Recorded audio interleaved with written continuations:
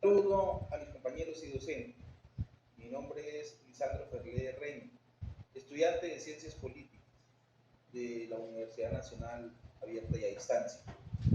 En este curso que tenemos de Derecho Constitucional Colombiano 1, en la fase 2 de conocimiento.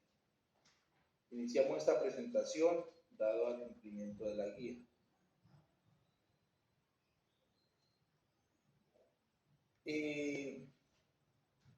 Así nació el tema de la Constituyente de 1991. Este es un tema bastante amplio, bastante importante y que de una u otra forma para la historia colombiana siempre se ha tenido grandes dificultades en todo y cada uno de los procesos, antes, durante y muy seguramente después también. Pero en medio de todo ha salido de la mejor manera. En los años 80 el país estaba amenazado por el narcotráfico. El narcotráfico ha sido uno de los peones más grandes de las dificultades en la historia, en la violencia, en los grupos armados de la ley, todos al servicio del narcotráfico, y que desde esa época hasta 1991 dejó un gran número significativo de ciudadanos muertos, desplazados, heridos, viudas, viudos, entre otros.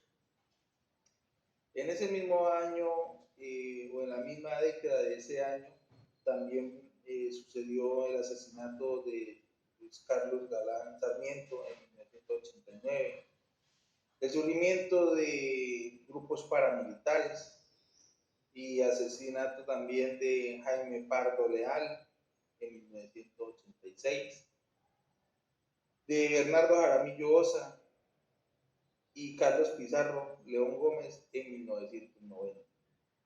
Ese es un contexto bastante complejo, porque desde allí empezó una serie de asesinatos de líderes políticos, líderes sociales, y no solamente ellos, fueron muchas las otras personas que también eran líderes a nivel regional, a nivel local, y que de cierto modo la influencia de los grupos al margen de la ley de esa época pues tenían el control de manera muy amplia, que las fuerzas militares pues no tenían la capacidad para poder enfrentar o contrarrestar esta situación.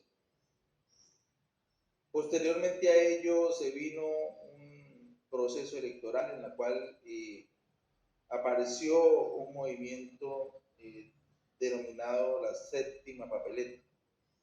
Para esas elecciones habían 6 papeletas para marcar por parte de los ciudadanos, y este movimiento hizo de que se incluyera la séptima papeleta, por eso se llama el movimiento de la séptima papeleta, que era consultarle al pueblo sobre una nueva constitución o la nueva constituyente o la conformación de la constituyente.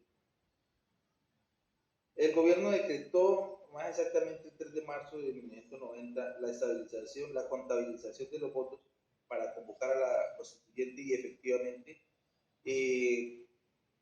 el pueblo ganó. El pueblo ganó con una amplia margen de casi 5,000 votos que tuvieron por el sí, 230,000 aproximadamente fueron los votos por el no, que se mantenían, que continuara la constitución de 1886, y posteriormente pues algunas modificaciones que ya sufrió. Pero el pueblo votó, más de 5 millones de personas en ese entonces, a que hubiese una nueva constitución, y esa fue la que se proclamó en el año 1991, que hoy la conocemos como la constitución de 1991. También el presidente decretó la lista de elegibles.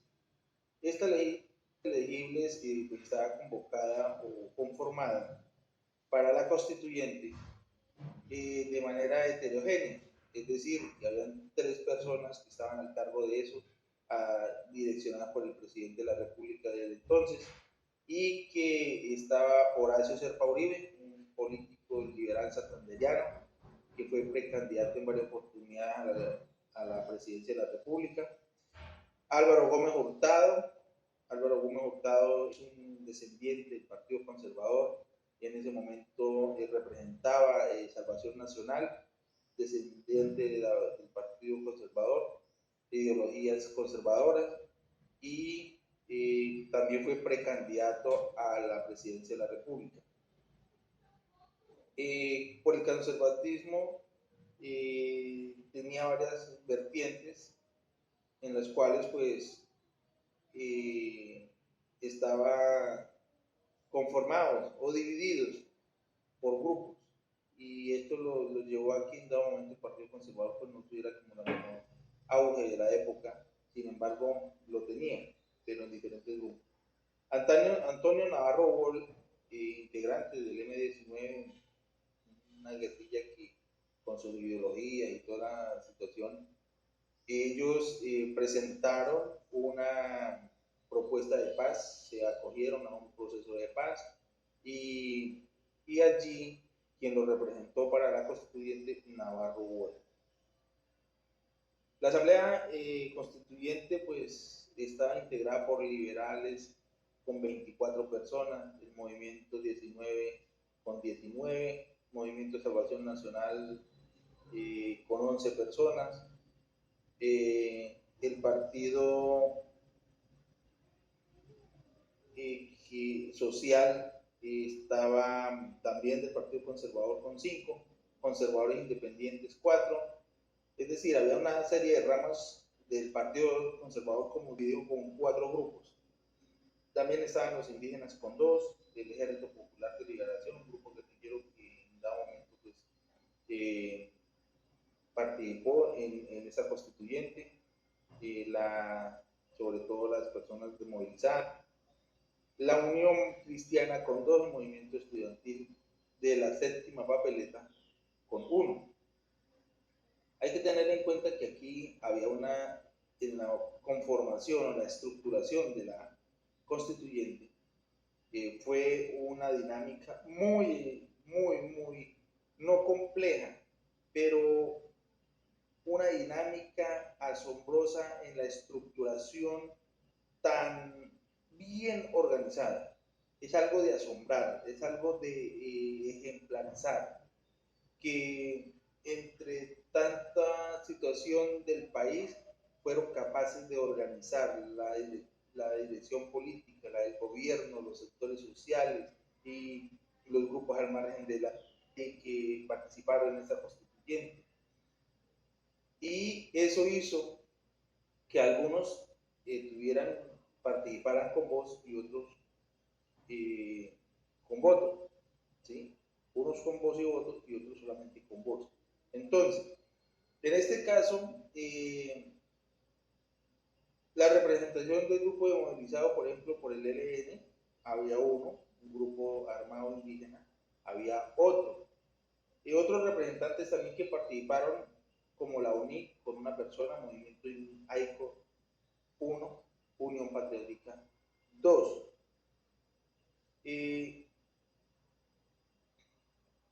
La historia nos cuenta que hay muchas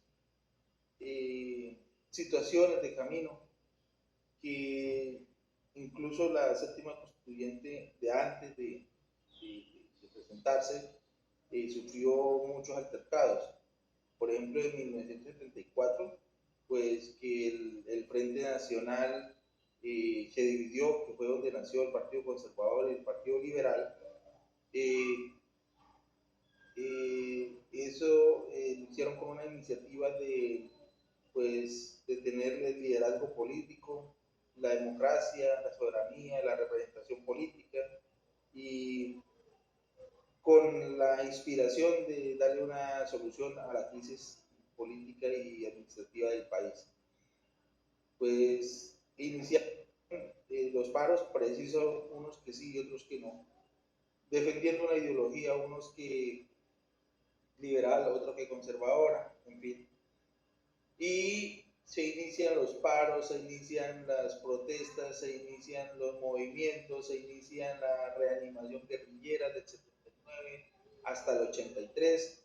En el 1978, a mediados, se empezó a sentir de manera fuerte la guerra de los carteles de la droga contra el Estado. Bueno, se vino toda una complicación política y social, sobre todo de orden público, muy salvaje en el país. Entonces, en 1987 crearon la Comisión Preconstituyente, organizada por organizaciones gubernamentales y no gubernamentales, por dirigentes políticos y sociales. En ese orden de ideas, ha sufrido un gran impacto. El impacto es que, por ejemplo, en 1974, con la separación del Frente, o sea, separación del Frente Nacional y la conformación de los dos partidos, pues se generó una gran réplica sobre algunas situaciones con respecto a la parte política.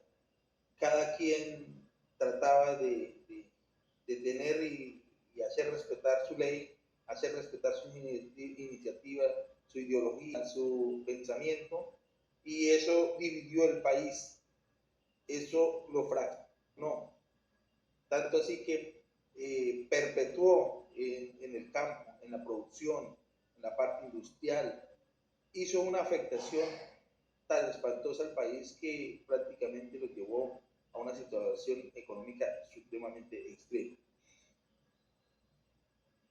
En 1987, pues, con la creación de la preconstituyente, que fue organizada por la CUT, por organizaciones no gubernamentales y dirigentes políticos, pues ahí en este caso llegaron a una conclusión de una mesa de concertación de los voceros y partidos de gobierno y las organizaciones sociales y grupos armados del entonces. Se recomienda que la constituyente en vía de cambio institucional, con una propuesta de una nueva constitución, de un nuevo cambio ya para reformar, o no reformar, sino ya una nueva constituyente. Entonces modificaron el artículo 218 de la Constitución de 1986, donde se incluía la revocatoria de la Asamblea Constituyente, amplia, representativa y política y social. Esta convocatoria hacía de que le diera a la parte jurídica una viabilidad a la constituyente, porque la constitución del momento no la contemplaba de manera clara, y para que eso surgiera un conducto jurídico se debía de modificar el artículo 218, y efectivamente lo ajustaron y le dieron la salida a la preconstituyente, que fue lo que ya salió de manera jurídica, y ahí se hizo la convocatoria. Entonces, para el entonces de 1991, cuando se agudizó la problemática social y la gobernabilidad y el narcotráfico, el sistema de orden público, se vino el levantamiento ciudadano por el movimiento de la séptima papeleta, en fin, se vino un caos total. Entonces la Asamblea Nacional Constituyente recopiló más de 150.000 propuestas. De estas 150.000 fueron recopiladas por mesas de trabajo, por seminarios, por foros, por talleres, por las distintas organizaciones gubernamentales, no gubernamentales. Para la misma época, la división y la subdivisión de las mesas temáticas, como el Congreso, Justicia, Administración Pública, Derechos Humanos, partidos políticos de oposición, regímenes departamentales, municipales, distritales, mecanismos de participación política del Estado, de sitio y la economía, el control fiscal y la reforma constitucional. Dentro de ese marco jurídico, aquí juega un papel muy importante, porque es que dentro del marco jurídico no es fácil hacer la separación de cómo fue el impacto jurídico, el impacto social, el impacto económico, el impacto a nivel constitucional, ¿sí? Porque todo depende una fracción sobre la otra, ¿sí? Entonces lo jurídico también va a la par con la parte social, los acuerdos políticos, ¿sí? Lo económico fue una de las fracturas bastante interesantes que coayudó en medio de la problemática y la crisis del Estado a que la constituyente se diera. Entonces, fíjese que no es fácil separarlo, pero sin embargo, podemos ver de que la Constitución de 1991 venía ya presidida por varios intentos para reformar la Constitución de 1986. Es decir, allí ya hubieron varios paros, hubieron varias guerras, hubieron varias propuestas. Algunos presidentes no le daban la importancia, seguían en la misma tónica de conservar la Constitución de 1986, pero ya llegó al punto en que ya no se pudo más. El país se encontraba en un estado de sitio en 1984, en una situación compleja de orden público. En la consecuencia de la violencia en la administración del Estado y el narcotráfico, es que el narcotráfico y la violencia que ha estado durante varios años comiendo el país, sobre todo se notó mucho en esa época, por medio de un decreto legislativo dado por la Constitución vigente de 1986, le otorgaba al presidente que se ordenó agregar la séptima papeleta. Esto hace relación al punto que ya nos explicamos anteriormente, porque ya era de manera constitucional donde le daba la prioridad o la potestad al constituyente primario, que es el pueblo, para que eso que iban a realizar con el tema político de la séptima papeleta era la conformación, la legalización de la constituyente, como estaba conformada, como explicamos anteriormente. Y el proceso que se debía de adelantar con todas las metodologías, con todo, y fíjese un punto muy interesante, y es que la Constitución de 1991 no fue copiada. Es una Constitución que nació del seno. Se tuvieron algunos apuntes muy significativos, pero muy que no correspondían a una copia como tal. Pero la organización, la estructuración de la constituyente fue ejemplar ante el mundo, porque es una constituyente que primero vinculó a los principios constitucionales o legales, a leyes internacionales, con los derechos humanos de primera, segunda y tercera generación, cosa que no estaba en la Constitución de 1986. Y otros aspectos, como la organización del Estado, ¿sí?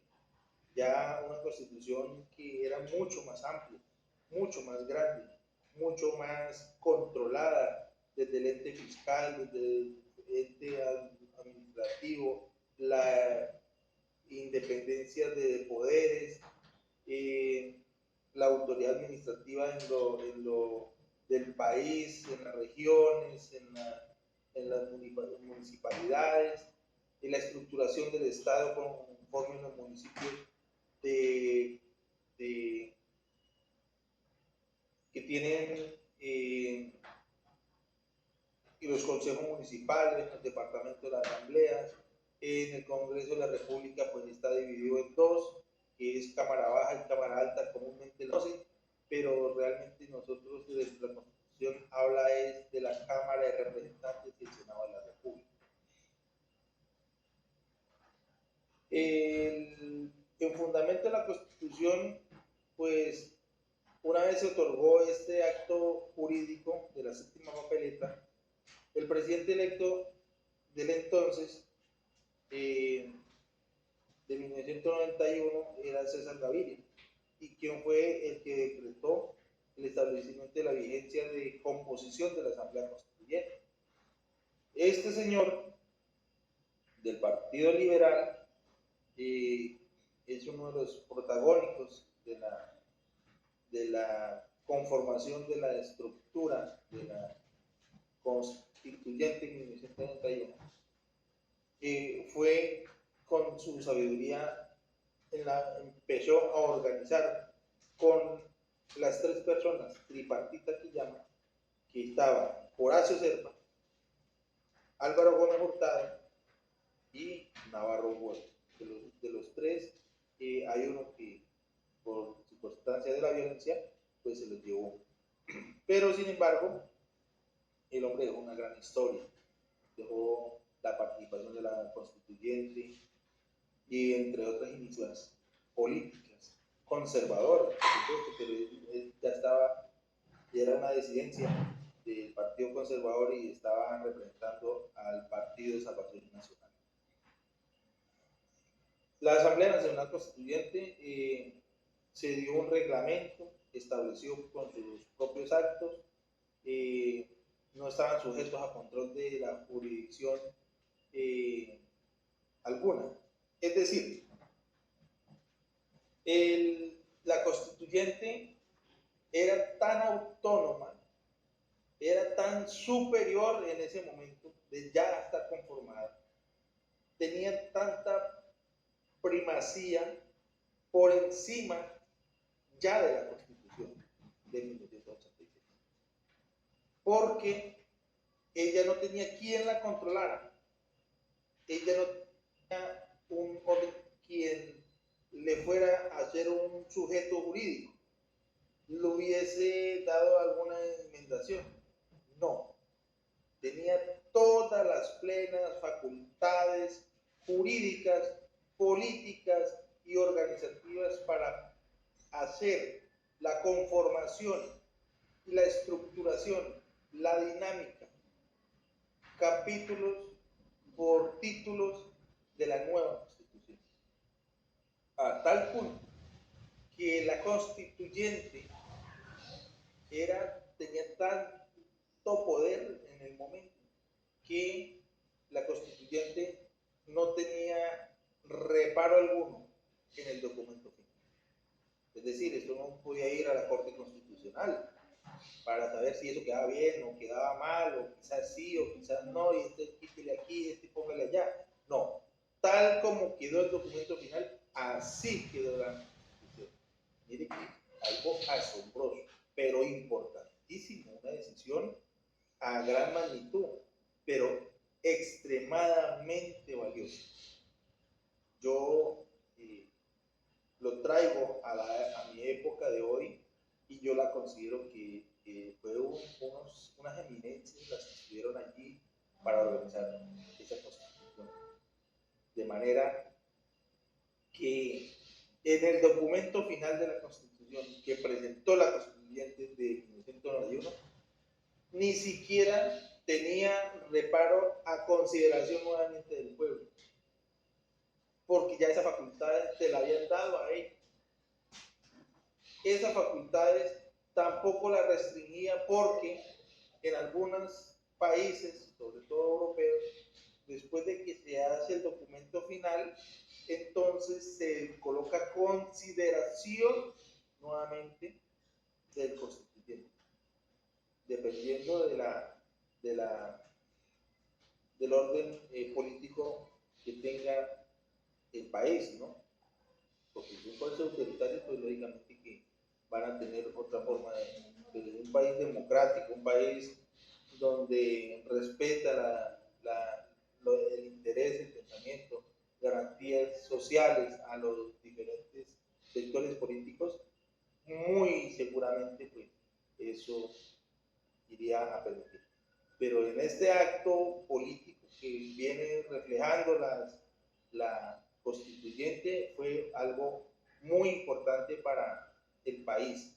De modo que la Asamblea Nacional Constituyente decidió una revocatoria del Congreso Nacional y que esto decidió en un receso del presidente de la República a convocar a unas nuevas elecciones para el reglamento de la renovación y la atribución de las reformas constitucionales para reformar la Constitución. En ese orden de ideas, nosotros, ¿qué podemos ver dentro de los amparos jurídicos? Que el amparo jurídico tenía desde la forma en que empezó en la preconstituyente, con la modificación del artículo de la Constitución de 1886. Eso es una estructura jurídica sumamente importante, basado en todos los aspectos jurídicos, tal modo de que no hubo sino un reparo, y lo presentaron ante el Consejo de Estado y el reparo pues le dieron negativo, dado de que pues la constituyente tenía todas las plenas facultades para poder hacer y organizar. De tal modo que la constituyente se organizó en una plenaria con unas mesas directivas. Dentro de ellas, por ejemplo, en la plenaria o en las directivas estaban para los debates que se le debían dar a cada uno de los temas. La representación de las fuerzas políticas tripartitas que estaban los liberales, Alianza Democrática, Salvación Nacional, y la conformación de las mesas, la reunión con el presidente de cada uno de las mesas para evaluar con fundamento las ideas, las propuestas, y de acuerdo a su milicia, pues las comisiones, habían comisiones permanentes y comisiones que hoy conocemos como accidentales, pero dentro de las permanentes tenemos 5. Dentro de esas temáticas, en ejercicio de cumplimiento del reglamento que ellos conformaron, porque hay un reglamento interno del funcionamiento de la constituyente. Miren qué cosa tan maravillosa. Entonces, ese era el que hacía regir en su momento para que tuviera un proceder. Todo es dinámica de la conformación de la nueva constitución, y es cómo funcionaba la constituyente, cómo era el reglamento interno. Entonces, y el presidente y el vicepresidente y los demás miembros que actuaban con voz y voto organizaban las comisiones, pues en este caso, por ejemplo, la comisión primera. La comisión primera estaba conformada por los principios, derechos, deberes, garantías, libertades fundamentales, mecanismos de protección, participación democrática, sistema electoral, partidos políticos, estatutos de oposición, mecanismos de reforma constitucional, por ejemplo. Entonces, esa comisión estaba encargada de hacer 2 debates, presentarlo a la plenaria y ella se decidía. Y esos debates era cómo podemos estructurar cada una de las propuestas, cómo las podemos incluir dentro de los articulados de la Constitución, cómo podemos organizar la nueva Constitución de tal manera que quedara casi que perfecta. Y de hecho, pues, es una de las constituciones que son admirables en el mundo. Entonces, en este orden de ideas, se viene la otra comisión, y es la comisión segunda, que es de ordenamiento territorial del Estado, la autonomía de las regiones y locales. Esta comisión estaba encargada de cómo se organizaba el territorio, cómo se organizaban los municipios, los departamentos, cómo era la autonomía pública, cómo se podía reconformar, ¿sí? Entonces, en esta situación se encargó la comisión segunda. La comisión tercera, en este caso, estaba para organizar temas de gobierno, el Congreso, la fuerza pública, el régimen de estado de sitio y las relaciones internacionales. En este orden de ideas, cómo esa comisión podía organizar la estructuración, por ejemplo, unos temas tan delicados como es la relación internacional, la fuerza pública, el estado de sitio. O sea, son temas centralizados de que estas eminencias se sentaron allí y empezaron a estructurarla de muy satisfactoria, que generaba un impacto, una impresión con la ideología de verdad, de manera consciente, dejar una constitución para rato. En la comisión quinta, que era de asuntos económicos, sociales y ecológicos, pues eso se encargaba solamente, prácticamente, del punto fundamental, era toda la economía del país, cómo iba a ser el proceso económico. Y en las comisiones codificadoras que llaman ellos, ¿sí? Y comisiones de estilo encargadas de recopilar, depurar y sistematizar los textos aprobados en primer debate, en plenaria y en segundo debate de las comisiones, las revisiones, por ejemplo, en la recopilación de información, ellos están con la gramática, el estilo de texto y las comisiones accidentales. ¿Qué eran las comisiones accidentales? Las que son creadas para, en las permanentes, con un tema específico. Es decir, si se presentaba una proposición de incluir un texto en la Constitución de esta manera, entonces, al ser aprobado el primer debate, ellos empezaban a darle una figura. Y esa figura era de cómo era la redacción, cómo era el estilo del texto, cómo quedaba, era sin perder la esencia, pero quedaban con unas palabras muy concretas, muy consensuadas dentro del proceso de la presentación de los articulados. Entonces, en ese orden de ideas es lo que ya más se podría dedicar en esta situación. Pero más allá de eso, por ejemplo, habrían unas proposiciones que decían, queremos que este articulado o esta proposición sea incluida dentro del proceso de la Constitución, un articulado, por ejemplo.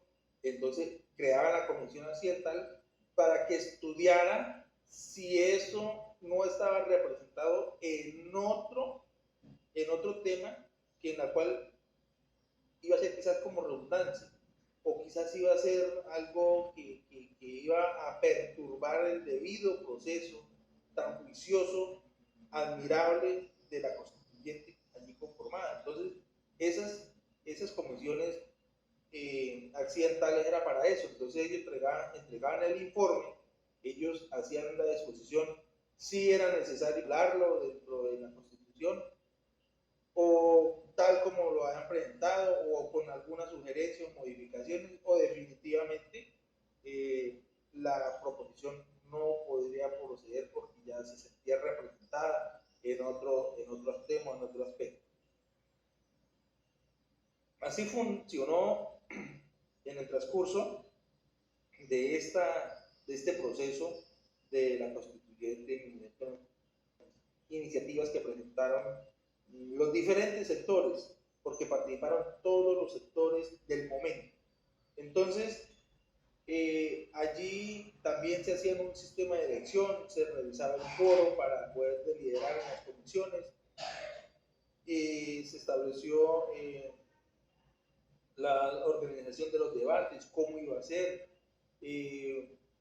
una fase previa y el establecimiento de libros y voluntarios para el criterio de los puntos de vista, una serie de escritores, personajes especializados, analíticos, que les gustaba este tema y se vieron en la necesidad de que la constituyente pudieran vincularlos como eje central de la redacción, de la interpretación. Miren cómo estaba organizado. Una cosa impresionante, una cosa espectacular, cosa que si creo que hubiera una nueva constituyente, yo pasaría a creer de que usara mucho tiempo sin que llegaran a presentar un tema tan ejemplar como lo hicieron para la época de 1981 en la constituyente. Había un punto que es el punto del financiamiento. El financiamiento, por ende, pues es administrativo del Estado. Es un apoyo que se tenía que recopilar para todo ese personal que hacía parte de la constituyente. Pues ahí dentro de ellos vincularon a personas que estaban a cargo de presidente, de los que hacían parte de las comisiones, con voz, con voto, en fin, otros con voz pero sin voto.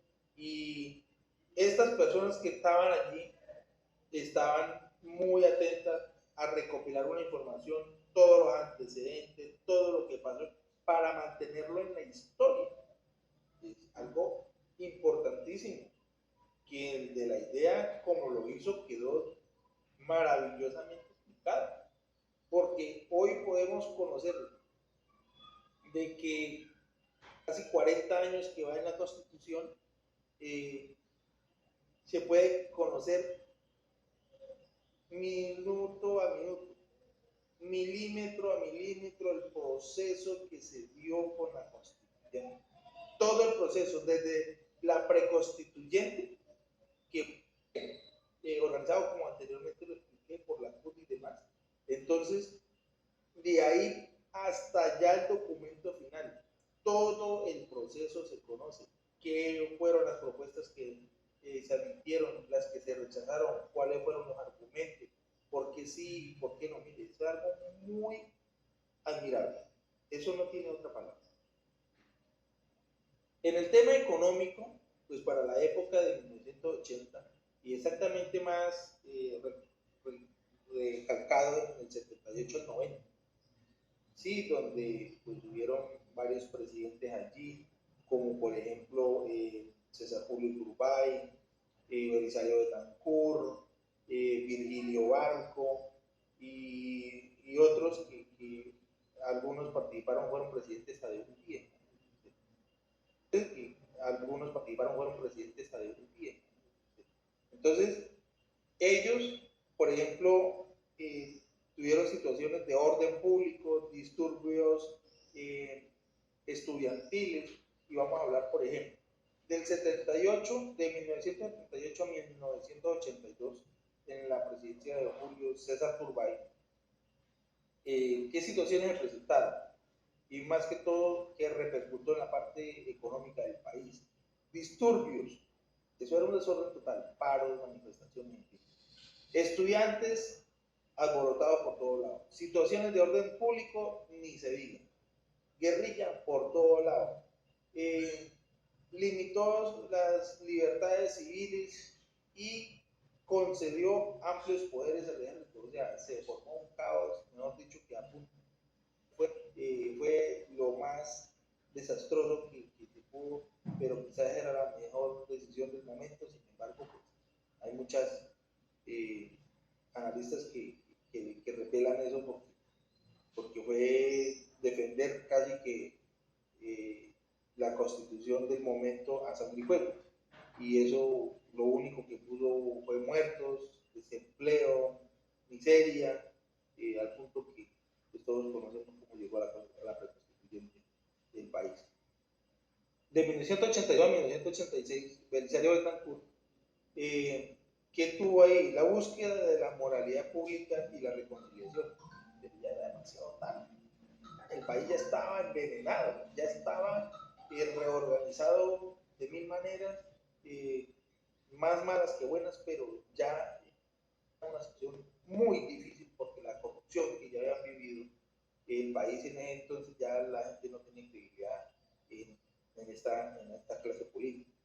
De 1986 a 1990, Virgilio Barco en situaciones de orden público, problemas con guerrillas de todas las índoles, enfrentamiento con actores terroristas del narcotráfico, el apogeo de los carteles de Medellín, Cali, el Pablo Emilio Escobar Gaviria, entre otros, que hacían parte a esa banda, que era muy grande, era una familia supremamente ostentosa. Esto conllevó a la crisis política y social y económica, hasta cultural. La corrupción, la parte militar y la administrativa del país estaba terriblemente ya desfigurada. Entonces, en esos aspectos ya no había otro remedio sino armar una nueva constitución, conformar una nueva constitución, reglamentar el nuevo orden jurídico del país. Y pues dentro de eso, pues todo el mundo llevó, así como muchas veces se dice coloquialmente, ¿no? Todo el mundo llevó el arrume, ¿sí? Una agricultura, una industria totalmente fracturada, un sector financiero del país en un caos terrible, una crisis financiera que obligó a los gobiernos a nacionalizar muchos bancos porque ya entraron en quiebra. El aumento de impuestos terrible, garrafal, porque la situación económica del país pues, no da para tanto. Los precios del café y las importaciones bajaron. Las empresas manufactureras del país en quiebra, estancamiento económico, eso hubo, mejor dicho, un caos total, o sea, una crisis terrible. No entiendo cómo subsistió el país en esa época. Actividades económicas informales, o sea, aquí salve de que puedan, y los dineros ilícitos, que eran provenientes del narcotráfico, de situaciones por la violencia, en fin, se manejaban platas de manera que nadie conocía cómo llegaban. La economía política del país fracturada, un factor visible del país en una deuda externa ya impagable que hoy pues, ha triplicado esa deuda y que es casi que difícil de pagar, pero bueno, veremos a ver qué sucede y qué define adelante. Los gobiernos que estaban destinados con más de la mitad del presupuesto al pago de la deuda externa, que presentaron en el momento una iniciativa que quizás iba a fomentar, a salvar el país de una deuda externa, lo que lógicamente a hoy pues hay una deuda que no sabe cómo pagarla porque ya es impagable, aunque el país no está en la bancarrota, pero de igual forma la deuda externa está demasiado alta en comparación con otro rango de años anteriores. El déficit de la balanza de pagos estaba por encima del precio interno bruto. Imagínate usted, uno de los casos más difíciles de controlar del país y que el país en el momento en comparaciones pues hemos pasado por la misma situación económica a nivel del mundo, pues no llegaban hasta esas alturas. Pero bueno, el precio interno bruto del país era muy complicado. Dinámica económica mundiales, no habían exportaciones. Ya para los años 90 comenzó ya con la nueva constitución, empezó a mejorar las políticas y relaciones internacionales, las políticas de mercado, las políticas de exportación e importación. Y pues esto debido a que había mucha disminución del producto industrial, la parte agrícola, en fin. Ya en los últimos años del siglo XX, pues la peor crisis que tuvo el país fue la económica.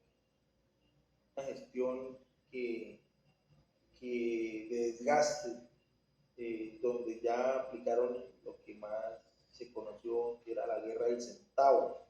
En fin, una situación económica muy compleja, pero que en el momento, pues, según los analistas, lo que uno puede interpretar de acuerdo a la lectura es que no había otra salida tampoco. Entonces, eso generaba de que de una u otra forma tocaba hacerlo, porque ya el país se volvía insostenible. Para ya salir de esta crisis, pues los años 90 después de la constituyente, pues, ¿qué empezaron a hacer? Era privatizar los servicios públicos, el cierre de hospitales públicos, el aumento de empresas, incentivar empresas, y también no dejaba de por medio la corrupción administrativa, porque venía también de un desempleo salvaje a nivel de la popularidad del país. Entonces, esos impactos económicos, pues, lógicamente que se han venido a través del tiempo, se han venido recuperando, pero las empresas viven de acuerdo a la solidez financiera.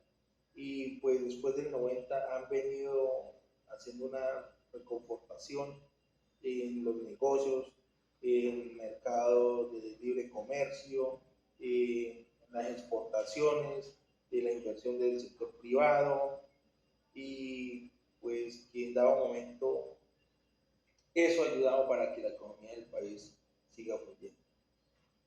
Volviendo un poco en los años 80 del siglo XIX, ¿qué sucedió con el tema de los sectores étnicos? Por ejemplo, la cultura y la sociedad. La cultura era muy diferente a la de hoy, por ejemplo, llamémoslo así. La cultura, el modo de vestir, la cultura de acuerdo a las costumbres, por regiones, eran mucho más marcadas, como, como más genérica, sí, más genérica, de tal manera que eran mucho más concentradas, mucho más conservadoras al día de hoy, que una vida cotidiana que es sumamente, pues ya es difícil de poder. Lo uno, porque el país es multicultural. Segundo, porque las cosas que de ancestros se han venido perdiendo, se han venido cambiando, se han evolucionado, pero esa evolución desde un punto de vista psicológico no se ve como tan beneficioso para la humanidad, puesto que las generaciones de hoy en día no hay comparación en comparación de los años 80, de los años 70, porque la cultura que se generaba en esas épocas, sobre todo desde la familia, era el respeto, la honradez, eh, la sinceridad, la conciencia. Y todo esto se ha venido cambiando, todo esto se ha venido perdiendo, todo esto se ha venido desmoronando y se ha ido en una sociedad, estamos en el siglo XXI, ha generado tanta situación en la cultura, de que nosotros pues ya nos vestimos casi que en hilos, y las comidas son sumamente diferentes, las comidas contienen muchísimas comidas industrializadas, ya vienen con una serie de reparos que para nada se puede comparar con la cultura de hace 40 años, 50, 60 años quizás. Entonces, en ese orden de ideas es que se ha enmarcado mucho las situaciones que ha correspondido a lo que tiene que ver con la sociedad, porque la nos ha marcado. Esos son impactos políticos que ya los habíamos mencionado, de la historia, de la reconstituyente, de la constitución, y todo lo que allí enmarca, pues, en lo que más el amparo jurídico, cómo se hizo, como lo habíamos explicado anteriormente, las razones como fueron conformadas cada una de las comisiones, que ya lo dijimos anteriormente, y una serie de actuaciones que son muy relevantes y que por ende pues estamos analizando, y vemos de que es algo asombroso lo que se hizo en jurídico. En los impactos económicos, pues nosotros vemos de que está una situación compleja aún del país, pero para la época sucedieron cosas ya casi por fuera del contexto, y sucedieron muchas situaciones allí, como anteriormente lo explicaba. En los años 90, pues nosotros que revisamos, en los años 90, por ejemplo, vimos de que ahí ya para salir el documento final de la Constitución, del proceso de la constituyente, cómo se dio cada uno, quienes participaron en la parte económica, la estructura de cada una de las comisiones, en fin. Entonces, esto hace de que de una u otra manera se pueda abrir un diálogo muy eh, importante, un análisis. Esto de lo que se está diciendo en este video corresponde en muchas situaciones a que nosotros pues no alcanzamos a dimensionar, no alcanzamos a explicar, no alcanzamos a darle el contexto tal como fue lo que sucedió en tan corto tiempo. Entonces son cosas sumamente importantes e impresionantes que allí son de nombrar y que al estudiar cada día aparecerán más cosas porque uno no las conoce, uno de cierto modo pues hace falta mucho la literatura, hace falta mucho la cultura de leer y pues una de las dificultades que tenemos como cultura y sociedad en estas alturas de la vida del pleno siglo XXI es que la juventud no le gusta leer, no quieren saber de lectura. Entonces, pues difícilmente sabemos de la historia del pasado de nuestro país, de nuestros contemporáneos, de nuestra antigüedad, y pues no, ni qué hablar de ello. Entonces, en este punto tenemos una última intervención que hice ya en las conclusiones, que eran pues ya la entrega de la Carta Magna como quedó, de la Constitución. En el proceso constituyente pues se entró unas tareas a reparar, debatir, aprobar y se conformó con la Constitución, se determinó los diferentes procedimientos, las orientaciones, las fases del contexto político, histórico y objetivos que tenía esta constituyente. Es algo que uno dice, bueno, ¿cómo fueron tan adivinos para presentar algo tan bonito? Pero bueno, lo hicieron y quedó muy ejemplar ante el mundo. Por último, también tenemos que la violencia del 48, más o menos 40 años, incluyendo la guerra de los 1000 días, hubo una crisis salvaje, constitucional, más de 150.000 muertos que hubieron en esa guerra de los 40 años del país, con grandes crisis y la imposibilidad de vías para resolver el cambio. Entonces, esto hace imposible de que se reformara la Constitución de 1886, pero sin embargo, ahí los actores políticos y sociales del entonces pues se dieron la pela y trabajaron duros frente a eso y excelentemente salieron con un auge muy importante. Bueno, continuamos con este tema del modelo de la Constitución, pues como todos habíamos escuchado, el proceso de la Constituyente no fueron copiados, ni modelo ni por antimodelo, fue un modelo sumamente natural, propio del Estado, con las personas que estuvieron ahí en la conformación hicieron un trabajo muy esencial, muy eh, importante, histórico para el país y el mundo.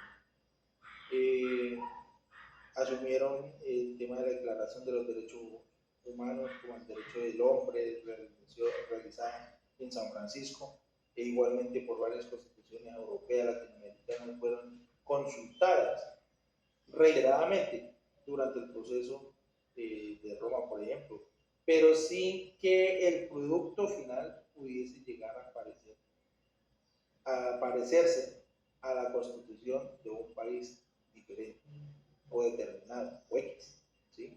Entonces no, fuimos tan naturales que fue una de las constituciones más consolidadas en el mundo dentro del seno de la conformación, cómo estaba organizado esto. En su forma de los artículos, cómo estaban los títulos, cómo estaban los capítulos, Es una estructuración de esa nueva constitución con una intensidad de 380 artículos asombrosos, muy estructurado, muy determinante. En este orden de ideas, pues quienes tuvieron todas las iniciativas, estuvieron los indígenas, los guerrilleros, los pastores evangélicos, profesores, poetas, escritores del gobierno nacional, políticos tradicionales. En realidad fue una norma de un modelo descentralizado que conducía para muy largo, con un reglamento y unas especificaciones muy detalladas. Excelente, excelente. Eso no era de uno imaginarse. Entre otras palabras, pues la Asamblea Constituyente pues, buscaba era que fuera soberana, en tal punto de sus actos pues no necesitaban una referencia posterior por parte de la instancia que se requirió una representación porque ya tenía el poder, ya tenía la constituyente, solamente era entregar el documento final y decir, esta es la constitución que nos va a regir a toda la patria colombiana de hoy en adelante. Y así tal como es, así. Excelente. Para felicitarla a todo ese grupo de personas que participaron. La legalidad de la Constitución es innegable, es admirable, una forma voluntariosa, unas decisiones enormes, un consenso amplio y una participación de todos los grupos y movimientos políticos y sociales del país. Con esto termino diciendo, así se estableció la Constitución de 1991 y pues bueno, seguir estudiando, porque muchas cosas se quedaron aquí que no, por circunstancias de tiempo, pues no se explicaron, pero quiero decirles de que hay mucha cosa por aprender, mucha cosa por estudiar, mucha cosa por admirar, mucha cosa por asombrarse a nivel de conocimiento jurídico, político, sociales, económicos del país, de lo que sucedió en la época y de lo que hoy estamos viviendo. Como anteriormente les dije, compañeros, agradecidos con ustedes por ver mi video, espero sus aportes. Un saludo al profe y a todos los compañeros, un abrazo grande. Mi nombre es Lisandro Ferley Herreño, estudiante de Ciencias Políticas y Jurídicas en el área de Derecho Constitucional Colombiano, en la fase de conocimiento. Muchísimas gracias y que Dios los bendiga.